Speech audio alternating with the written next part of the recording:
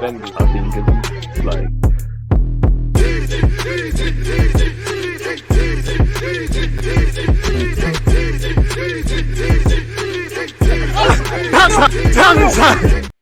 Arteta talks over new Arsenal contract. People deluded. I'm back again. Let's see what the latest news, rumours, reports, etc., concerning, better yet, the club we support is literally concerned. Don't forget to be thinking of some comments and comment your opinions when we go over what we're going over. Smash the like button, subscribe. Make sure you're watching the ads, people. You got to type in his AdSense, and they're hitting us. YouTube is hard, so it takes about 30 seconds of your time.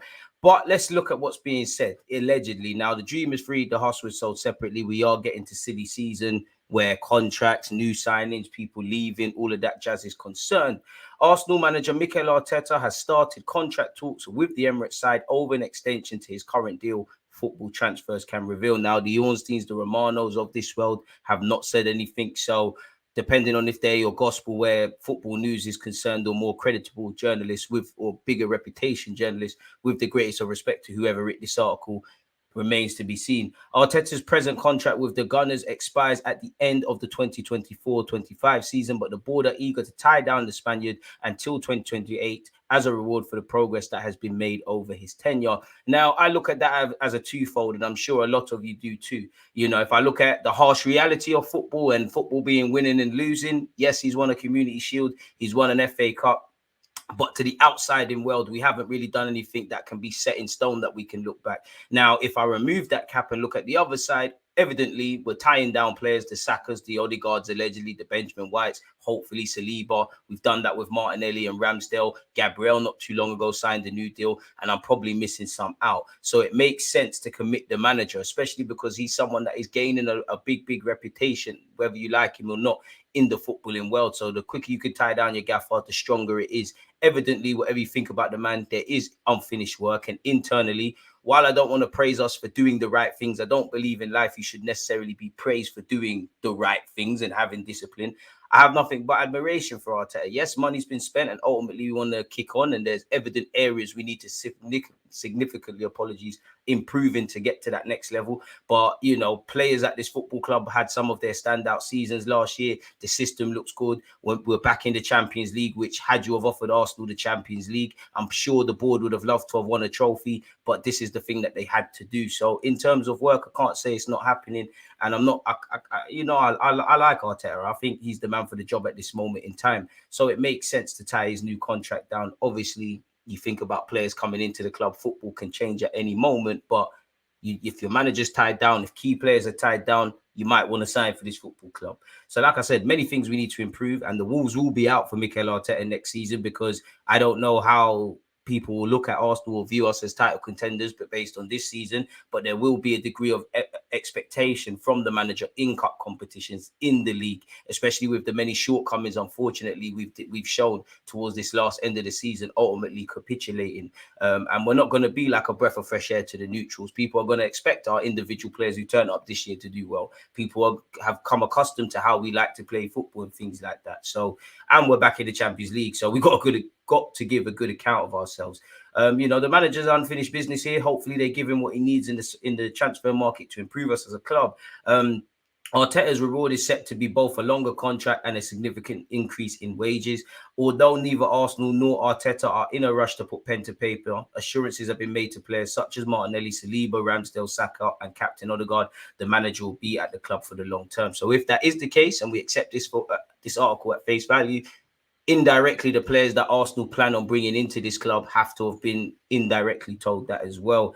The 41-year-old's commitment to the job is one of the reasons that a string of promising young players have signed new deals, with Saka the latest. Amen. Football Transfers, has been informed that Arsenal want to get all their outstanding contract negotiations and transfer business done in time for pre-season, which begins on July the 19th in the US with a friendly match against an MLS All-Star team. Hopefully, we saw what getting in players and having a great pre-season has done for us, but we also hope Saliba signs a new deal. As you can see here, Saliba is yet to, unfortunately, sign his new Arsenal contract, but Football Transfers understands that everything is still in hand for the 22-year-old French international to extend his stay with the club. Sources say that the delay has been due to minor disagreements in agent commissions in the deal, and that everything is otherwise progressing smoothly with regard to the centre-back. You know, one of the best new players in the Premier League this season. Been great for us, forming a great partnership with Gabriel. You know, this is, in my opinion, as a fan, this has been the season where you've finally seen some clarity over Saliba's future internally. Whether they thought he was ready or not, I don't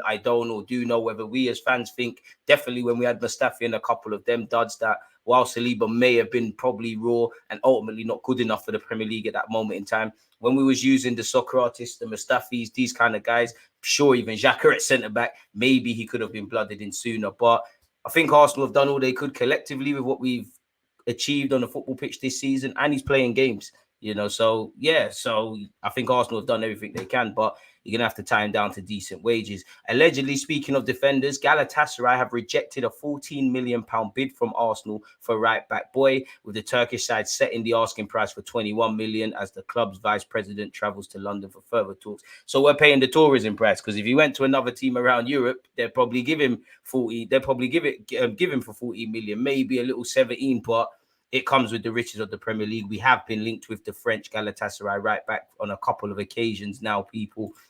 Right back's evidently an area. Obviously, I don't know anything about him like that, apart from he seems to get forward quite a lot. But they demanded 21 million to sell the 22-year-old. Probably means that we're not going to get Fresneda, but it is what it is. This is according to a Turkish journalist, Nevzat Dendai. Shout out my Turkish ones, forgive me for mispronunciation.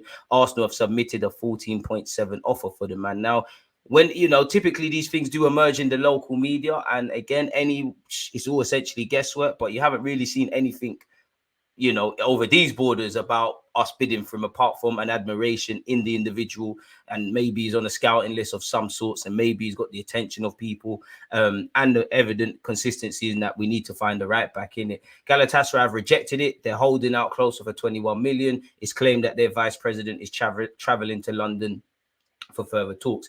The man himself has apparently said last month, people, that he would consider his options at the end of the season. I've experienced the highs and lows at Galatasaray. My performance is consistent now. I think it's time to turn a corner, but we'll see at the end of the season, depending on what happens. So fair enough, man. That's someone that's probably thinking about moving on. He played 50 times last season, and he started in both the legs against Barcelona. I watched that game. I can't say he grabbed my attention like that, but if the people internally think that he's the man, then I'll give the man a chance. I'm sure you've all seen, and some Arsenal fans, I don't know why they don't rate Mason Mount, but some probably rejoiced at this news that while it's not set in stone, Mason Mount is leaning towards a move to Manchester United, and talks are expected to take place between the two clubs in due course. Other clubs interested in the 24-year-old are aware of his preference, people. As you know, his future remains uncertain. There's a lot of hurdles to probably cross. Pochettino, who apparently is the incoming Chelsea manager, wants him to be a key part of his rebuild. United still have a lack of clarity over their ownership, it says here, and they're prioritizing a striker. And you hear stuff like 70, 80 million for Declan Rice. So if United are going to, not that United, well, the United I grew up on, you know, being an Arsenal fan, not that money's ever been a thing for them. But if, you know, you have heard in recent years, they have to watch their purse strings. So surely, I do think centre mid's a vital area for them to improve, similar to us. But based on that, probably a marquee sort of striker, because they don't really have anybody apart from Weghorst on paper who is a striker like that. They've got Alanga, got Anthony, got Martial, got Rashford, people that can do it, but I don't know if they'd be described as that. Once again, Bayern Munich, Liverpool, Arsenal, and Manchester United have all been credited with an interest in Mason Mount. Ahead of the game, Lampard said, which at the moment Chelsea are winning 4-0. I don't know. I didn't do a watch along because I was busy watching the under-20s for England against Uruguay, where they won 3-2. He said, I don't know. That's not my answer to make. That's between Mason and the club. And he's a departing manager. He evidently has an opinion, but it doesn't make sense. He has admitted that Mason Mount also faces a difficult decision over his contract. Mount's camp and figures at Chelsea have been in talks for much of the campaign over a new deal, and an agreement is yet to be reached. As a result, the England international is now expected to exit, with United, Arsenal, and Liverpool interested. Arsenal and United in the last 24 hours have been linked with bringing in Declan Rice and Mount, and some journalists say that's actually both clubs' intention. We'll have to see. I think it's a difficult situation, said Lampard. From working with Mason and other players when I was here before, they're either gone on to be really important players for the club, that have a real relation with the fans back and forth, because they really feel the club when they've been in the academy since 8 years of age. Some of them have moved on to other clubs, and the clubs have done well out of that. They've gone on, and you wish them well in their careers. I think with Mason, particularly as an individual, I don't know what his situation is going to be, because it's a club and Mason issue. I don't know where Mason is at personally. He's got a year left on his contract. I know he's held in high regard at the club, and I know the club are doing what they can to make him stay. But I also think with Mason, I'd never want to stand here and talk in the modern day about what a player should do, because they see it with their own eyes, which is true. And he might have to depart, really and truly, depending on what they're saying, really. But I can understand. I think Mount's a decent player. It's not one that's going to make me feel wow, one that makes me necessarily confident going into Champions League. But I think he, in a degree, and I'm careful of my words, a manager's dream. I think, he's across all aspects, technically and tactically. He scores out of 10. He'd probably score 7s and 8s. He can play in a couple of roles. He's clearly an intelligent man. And I do think there's unearthed potential, somewhat, quote unquote. And apparently, according to Melissa Reddy, Reddy of Sky Sports, top Premier League managers believe Mount is still so far away from his ceiling. And even for 70+ million for what he offers, that is still value for money. If he could develop into a real good number 8 goal scoring midfielder, then the 70 million, if he does it for years, will be irrelevant. Chelsea would do well to get 70+ million quid for him with a year left, but it all depends, really. Arteta allegedly is targeting defenders, people, says Fabrizio Romano. I'm sure that the priority for Arsenal is Declan Rice, and that they have Caicedo on the list, so midfielders is the priority. I think they will bring in a new defender. This could be a centre-back. Let's see if it's going to be both a centre-back and a right-back, because it also depends on outgoings, of course, people. So we'll have to watch what that's being said. Again, apparently, people, Rob Holding's days are numbered, and we want to sign the Napoli's Kim Min-jae, which we've seen before, primarily been linked with United recently. Apparently, he's got a release clause, people, which isn't too tough. When Jose Mourinho was at Spurs and this lad was playing in Turkey, he said it the other day. I say the other day, I mean a couple months ago, that he told Daniel Levy to sign him, and he didn't listen. If Jose Mourinho knows one thing, it is centre halves, really. So they should have taken him in. I'm not a religious Napoli fan, and I do think there is a bit of an Italian tax. Anytime Tomori plays someone half decent, he gets ripped, really. But I think he's a very good player. I really do.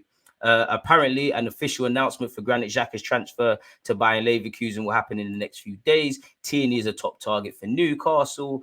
We've seen that from Romano already. Cedric wants to stay at Arsenal and fight for his place under Mikel Arteta next season. Nope, safe. I don't know if Arsenal will loan him out, park off some of his wages to a club he goes on loan, get a loan fee, and then call it quits. I don't know if he'll stay. If Arsenal fail to bring in a right back, maybe he'll hang around on his 100k a week like a bad smell. Maybe Edu will rip up his, and maybe even Pepe's contracted until 2024. We all remember Edu's comments a short while ago, where he said he was very dramatic. He said, when you have situations like this and the players are comfortable, it's killing the club. I couldn't blame Cedric. He went on loan across the road to Fulham, staying in London. I'm sure his family's settled. He's at that age where, you're not going to be playing football forever. He's got a year left on his deal, allegedly 100k a week, or if it isn't that, it's probably something more than he's worth. Not that I'm pocket watching. From a lifestyle point of view, couldn't blame him. For Edu, get that out. Simple as that, really and truly. I think this is Ben Jacobs, people. Ben Jacobs has said a series of things. Again, forgive me if I'm wrong. This doesn't quote it. Oh, yeah, it's in front of me. There's always a fan fiction with budget in any window, but as ever, Arsenal are looking for quality and value. Qualifying for the Champions League, however, has created a healthy budget, and missing out on the Premier League title may actually make Arsenal even more money to ensure they consolidate their position and can contend again next season. With Arsenal front runners for Declan Rice, and also considering players like Caicedo and Mason Mount, it's obvious if they want to land multiple targets, they'll need to spend close to 200 million. He then went on to say Arsenal need midfield and defensive reinforcements, and outgoings may further inform some priorities. Arsenal are certainly looking at midfield, especially with Xhaka expected to join Leverkusen. Fullback, centre-back and forward could be looked at. Earlier today, we heard Romano said that we're not looking at that. I think Saliba's injury showed Arsenal need centre-back cover, even without him being injured. Although keep an eye on Kyrgios, who I expect to develop into a top player, hopefully. But even though he's done well on the right, he's a left-hand-sided man. In terms of outgoings, Arsenal will be busy with outgoings. I think we will hope so. There are many possibilities to mention, but I'll touch on a few. One of the most interesting could be Balogun. The plan was always to assess him in pre-season, and the fact that he scored 20 league goals, become a poster boy in Liga, now became, an American international declared his allegiance. Maybe from a marketing point of view, he does probably go off to pre-season tour with Arsenal, and maybe he does convince Arteta to give him more football. But yeah, for a lot of these players, you know, we love to wake up July the 1st when these boys report back to training. All the players that we need are brought in, all the players that need to go out. But as we know, some players are contracted to the club. Transfers can happen very quickly, but it's a long process. So a number of players that you and I probably forgot played for the football club we love will take part in pre-season in some capacity. Obviously, he's got 20 goals. I've said that. So Arsenal are well aware of his potential. A lot will depend on the player. He wants regular game time. Nothing is decided yet. Tierney is another intriguing potential departure. I think Mikel Arteta really values Tierney, but he's not starting many games, meaning another club has the opportunity to pitch something appealing. Newcastle are one to watch, especially now they have Champions League. We also have to see whether Nelson accepts Arsenal's new offer and what price Arsenal can get for Pepe. It's such a shame Pepe hasn't worked out given the money Arsenal paid. You're telling me Declan Rice is a top priority. Arsenal are preparing a bid and still hoping a deal for under 100 million is possible. A lot will depend on the structure, not just the number. I don't want Arsenal fans too excited since it could be really tough and incredible deal to pull off. But I think Arteta would love Gundogan. He's finished the season so strongly. Pep really wants him to stay. And City are still quite hopeful, and Barca are hoping for a deal as well. Caicedo is still there on Arsenal's wish list. We'll have to wait to see whether they would try it for him and Rice, but the appreciation hasn't diminished since the 70 million offer was rejected in Jan, and I sense Arsenal could come back for Rayo Valladolid's Ivan Fresnadal, who they explored in Jan, hopefully. A lot will depend on whether Cancelo becomes a genuine option. Apparently, ideally wants to stay at Munich. Arsenal's admiration is real, but nothing in advance, and Cancelo's future may still need time to become clear. It also remains whether whether City would want to sell to Arsenal off the back of this season. For me, Cancelo either stays in Germany or departs for Spain.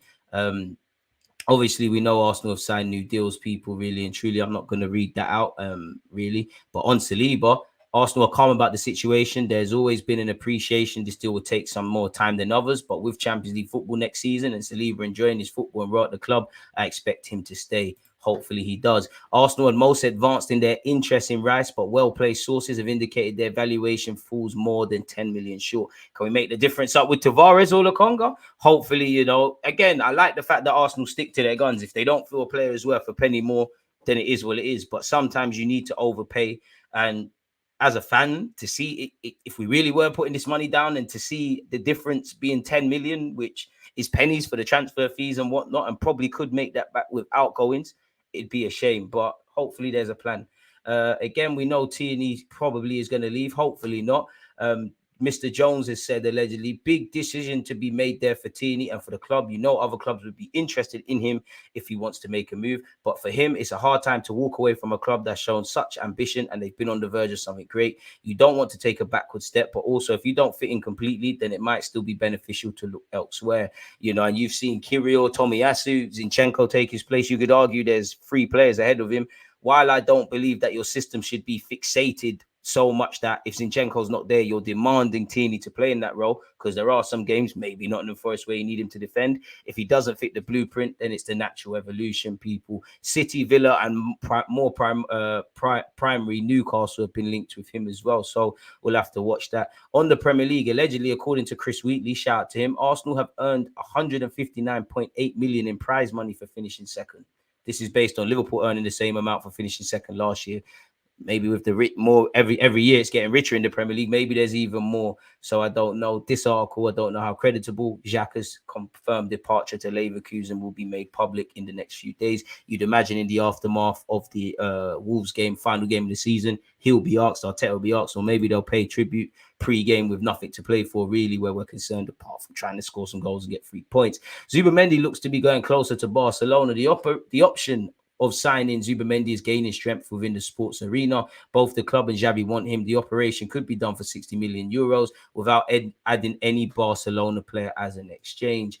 Rafaela, who plays for Arsenal and Brazil's ladies, apparently after only being here for 18 months, I really think she's a good player, real tough tackler, is set to depart our ladies side, people, and rumours have linked her to a move to America. She's played in America. I think this article said she played in China as well. Obviously, she's a Brazilian international, so maybe she wasn't comfortable in the sporting phase at the club. Maybe she never really liked the grips of living life in London. Maybe she's a free spirit, and football allows you to see many different cultures. She's obviously from Brazil, played in China, could go to America, spent time at Arsenal at this moment. So we'll have to watch that. Earlier today, Romano linked us with Edmund Tapsoba. Premier League clubs are now tracking Edmund Tapsoba ahead of the summer transfer window. He's one of the centre-backs to keep an eye on. Arsenal and Tottenham scouts have monitored Tapsoba in recent games, but the race is absolutely open.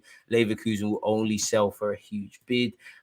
Petite people have said Neymar would love Arsenal transfer, but he also suits United. Obviously, ability is not anything. It's the money in terms of wages. And as much as I'm a big fan of Neymar, I always defend him. There's a lot of baggage. I think Neymar will suit any big club. If he comes to Arsenal, I'd love it. And I think he will too. He's played at the Emirates. I remember being at Brazil, Chile.